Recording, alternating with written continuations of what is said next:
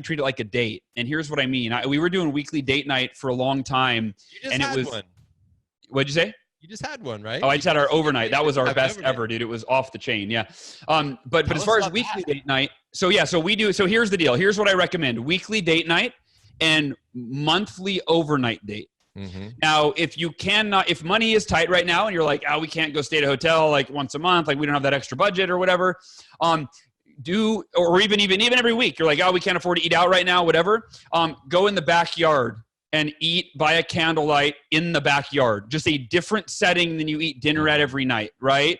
Go swap house swap with your friend and be like, hey, let's do a weekly date night every other week, right? We both get a sitter and then we swap houses, right? Or whatever, right? I'm just, just different ideas. Get creative. Don't use money as an excuse. Have a weekly date night with your wife. And what I encourage you to do is talk about what you're grateful for in the relationship, what you're excited about, and then ask, what can I do to be better for you? What can I do to be a better husband for you? So I'm giving a simple 3-part framework to guide the conversation. It's what are we each grateful for? Take turns on that. What are we excited about in the future? And by the way, if you're like, I don't know, well then, damn, you need to think of something. You need to create something to be excited about, looking forward to, right? And then number 3, how can I be better for you? And it doesn't need to be back and forth, right? Meaning, you don't need to say, all right, I asked you, now you ask me, right? Ask me how you can be better for me, sweetie. No. Again, this is you going first. This is you being an amazing husband, regardless of how she responds. So weekly date night, make it meaningful. And then overnight date once a month is ideal, where somebody watches the kids and you guys can be free from responsibility. You can just be together. We go out to dinner, do something fun, and stay at the Westin Hotel in Austin. So it's 20 minutes away.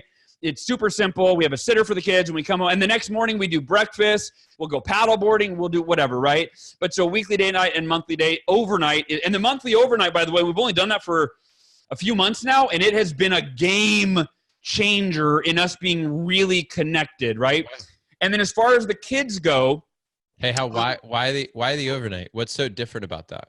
I think it's the amount of time and space. If you go have a date night for a few hours, we got to go home, maybe even put the kids to bed, right? Like it's not a lot of space to connect. It's a very finite amount of time. Well, sometimes date night's not special, right? When you think about you just go to dinner, you're like, we do this a lot. We go to dinner a lot, right? Thank you. That's what I started to say that and I forgot, which is I realized that we were doing this regimented, boring date night every week, same old, one of a few different restaurants.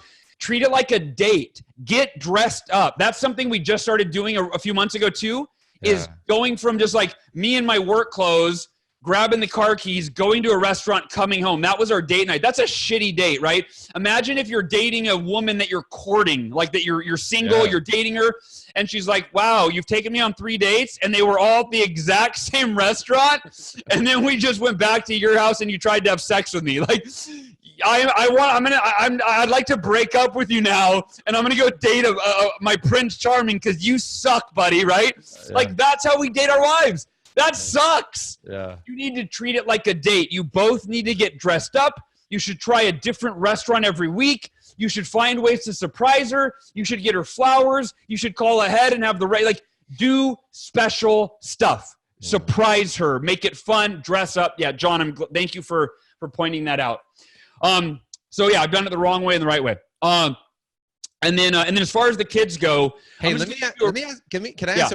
I want to stick on that. If we don't get, please, sorry, go ahead. If we don't get to the kids thing, it's okay. I like that, guys. Look, where we ended up was talking marriage. You know what? Let's save the kids for the next podcast. We'll do another podcast. Right? There you go. All right, cool. Thing when it comes to the marriage part, also, how much do you think it matters that the overnight, let's get real here, right?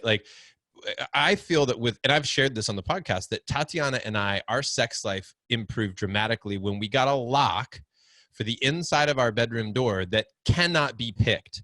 Even with the standard house door lock that you can, put a little clothes hanger in and pick the lock, there's a bit of a fear with like the kids walking in. I mean, we have a 10-year-old who can pick a lock, right? So you never totally feel safe, and safety is a huge part of having a great sex life, you know, or being able to fully relax. And so when we got this lock for the inside of the door, that was a big win. And I think that being in a hotel is very similar to that in the sense that you're completely removed. There's no triggers, by the way, like, especially with a hotel, like in your home, even if you don't know it consciously, you've gotten into a fight in your bedroom before. You've gotten into a fight in the bathroom before. You look around and you've got responsibilities, things that pop up. You're like, oh, that laundry basket needs to be attended to. Or there's all these triggers, right? Yep. So how do you feel that environment, that hotel room, has helped shape your connection in that space? So think of it this way. I something that I recently realized in my own life, but really in my marriage, because you're a student of Tony Robbins. You know, we all have our 6 human needs, and variety is one, and certainty is one, and some of us value one over the other. One's low, one's high, etc. Right? So for me, my need for variety, in general, I meet it in certain ways, but for the most part, you know me, right? I can eat the same thing every day. I can go to the same places every day. Like, I don't need much variety. My wife's different. Right. But I'm always wanting to go to the same restaurants and so on and so forth. But if you think about it, this is true for all of us. And we'll use a song for an example. But anyway, new stimuli creates emotions in us that are very positive. Call them excitement, call it infatuation, right? And so, like a new song, like, oh yeah, this is that new song, that's right. Eventually that new song becomes an old song. And yes, it might be an oldie but goodie, but it does not stimulate you emotionally the way that it did the first 10 times that you heard it on the radio. You follow?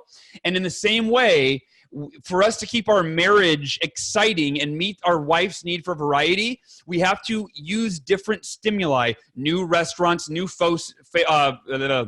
new places, new environments, right? So it could be going to a park that you don't normally go to, or you only go there every so often. So it's a positive anchor, but it feels new because you only go there once a month or whatever, right? You could even camp in your backyard if you've never done that before.